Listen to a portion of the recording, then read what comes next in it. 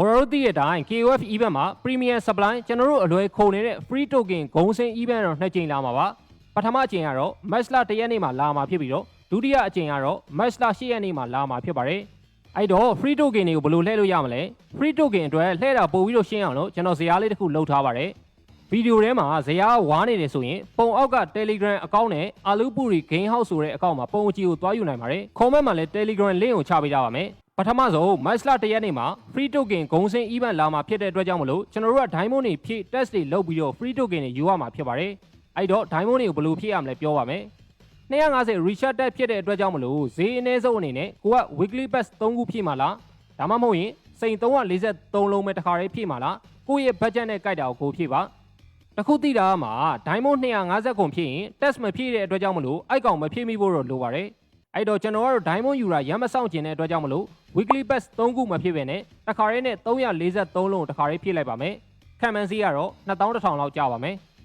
အဲ့တော့ Diamond 343လုံးဖြည့်ပြီးတာနဲ့ရတဲ့ Diamond နဲ့112တန်တစ်ကြိမ်လှည့်လိုက်ပါဒါဆိုရင် Bora Free Token 14ခုရဲ့ခုနတစ်ကြိမ်ရဲ့လှည့်ထားတာဆိုတော့စုစုပေါင်း15ကြိမ်လှည့်ပြီးသားဖြစ်ပါလိမ့်မယ်အဲ့ဒီ Match လ1ရက်နေ့မှာဘာမှထပ်မလှည့်ပဲနဲ့ဒီတိုင်းချန်ထားလိုက်ပါ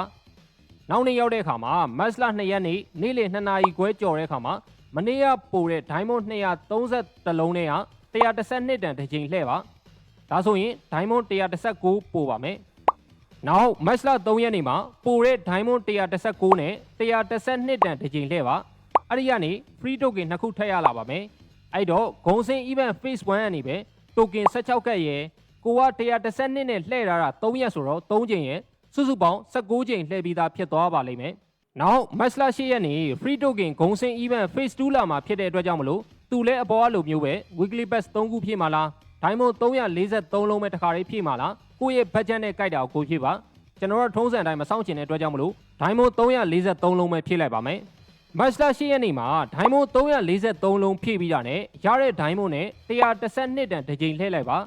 ဒါဆိုရင် Bora Free Token 14ခုရဲ့ခုနတစ်ကြိမ်ရဲ့လှည့်ထားတာဆိုတော့စုစုပေါင်း15ကြိမ်လှည့်ပြီးသားဖြစ်ပါလိမ့်မယ်အဲ့ဒီနေ့မှာထပ်မလှည့်ပဲနဲ့နောက်နေ့ Match လ9ရက်နေ့မှာ Diamond 231လုံးပို့တဲ့တဲ့က112တန်တစ်ကြိမ်ထက်လှည့်ပါဒါဆိုရင် Bora မှာ Diamond 119လုံးပဲပို့ပါလိမ့်မယ်နောက်နေ့ Match လ3ရက်နေ့မှာပို့တဲ့ Diamond 119လုံးနဲ့112တန်တစ်ကြိမ်လှည့်ပါအဲ့ဒီကနေ Free Token 2ခုထည့်ရလာပါမယ်အဲ့ဒီ2ခုကိုလည်းထပ်လှည့်လိုက်ပါအဲ့တော့ဂုံစင်း event phase 2ကနေ Token က16ခုရဲ့ Bora 112နဲ့3ရက်ဆက်တိုက်လှည့်ထားတဲ့အတွက်အဲ့ဒီ3ကရဲ့စုစုပေါင်း19ကြိမ်လှည့်ပြီးသားဖြစ်သွားပါလိမ့်မယ်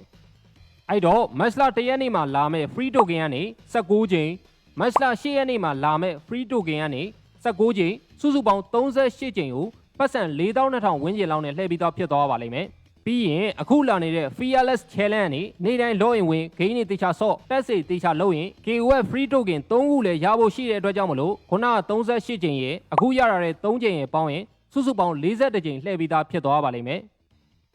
အဲ့တော့ဗျာ Bora အကြိမ်40ကျော်လှည့်ထားပြီးသားဖြစ်တဲ့အတွက်ကြောင့်မလို့ Bora Epic Skin 3កောင်ရဲ့ Normal Skin 3កောင်ရဲ့ Elite Skin 3កောင်ရဲ့ရသွားနိုင်ပါတယ်ကံရန်ကောင်းရင်တော့ Free Token လှည့်ရနေပဲ KOF Skin ကြီးရသွားမှာဖြစ်ပါတယ်ဒီ budget plan တိုင်းစိတ်ရှိလက်ရှိလှည့်မယ်ဆိုရင်တော့ KOF Draw ကို40ကြိမ်လောက်ထိဈေးသက်သက်သာရသွားနိုင်ပြီးတော့ဘင်ကိုလည်းတန်းနိုင်ပါတယ်တကယ်လို့ဗျာကိုကကံမကောင်းလိုက်ဘူးဘင်ကို4ကြိမ်နဲ့မတန်းဘူးဆိုရင်တော့ဘင်ကိုပတ်တန်5ခုမြောက်အတွက် Diamond 1500ကျော်ထပ်300မှာဖြစ်ပြီးတော့အဲ့ဒီအခါမှာဘင်ကိုတန်းနိုင်မှာပါ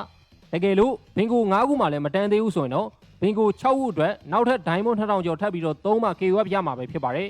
ကဲဒီလောက်ဆိုရင်တော့ဘယ်လိုဂုံစင်းရမလဲဆိုတော့သိလောက်ပြီးထင်ပါတယ်ကိုဘော်ရာတွေ3ကြိမ်4ကြိမ်လောက်နဲ့ဘင်ကိုတန်းပြီးတော့လိုချင်တဲ့ KOF Skin တွေကန်ကောင်းကြပါစေခင်ဗျာ